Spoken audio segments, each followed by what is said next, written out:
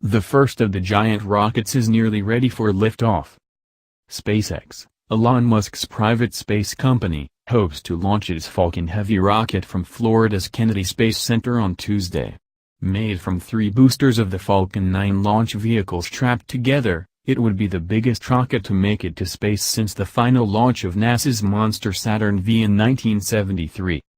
Succeed or fail, it will be spectacular, says Greg Autry, an assistant professor at the University of California and former White House liaison at NASA. The launch has generated more public interest than anything since the early days of the Space Shuttle program, he says. It will also usher in a new age of giant rockets.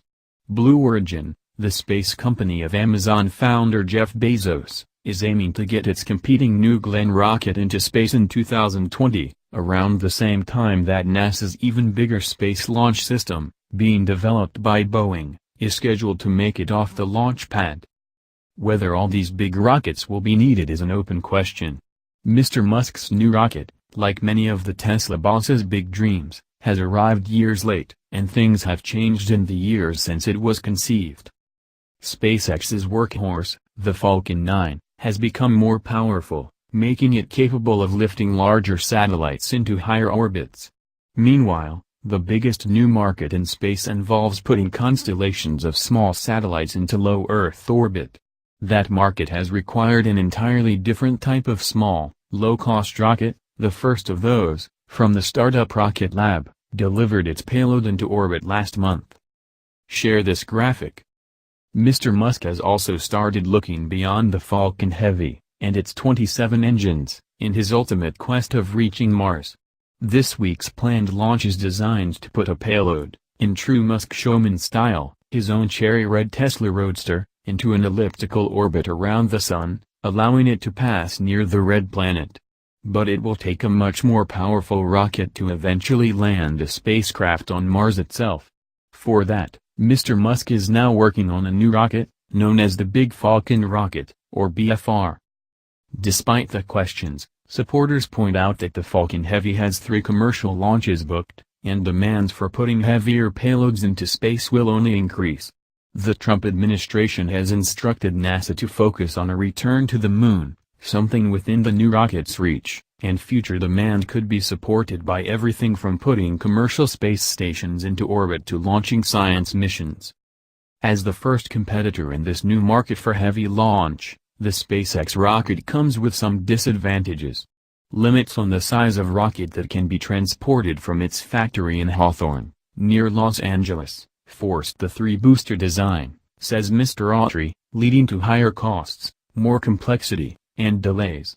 Mr. Bezos' New Glenn is a very strong, probably superior competitor to Falcon Heavy, says Mr. Autry. On the other hand, if SpaceX can pull off a successful first launch, it will have a big head start. Having it available now is a big deal.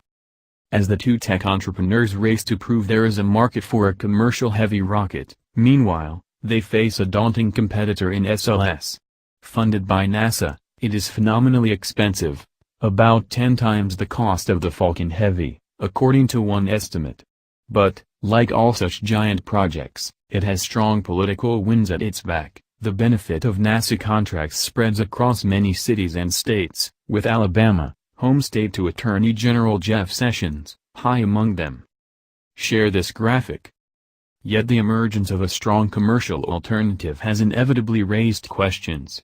By using SpaceX to resupply the International Space Station, NASA has helped to create a new model of commercial space development without direct funding.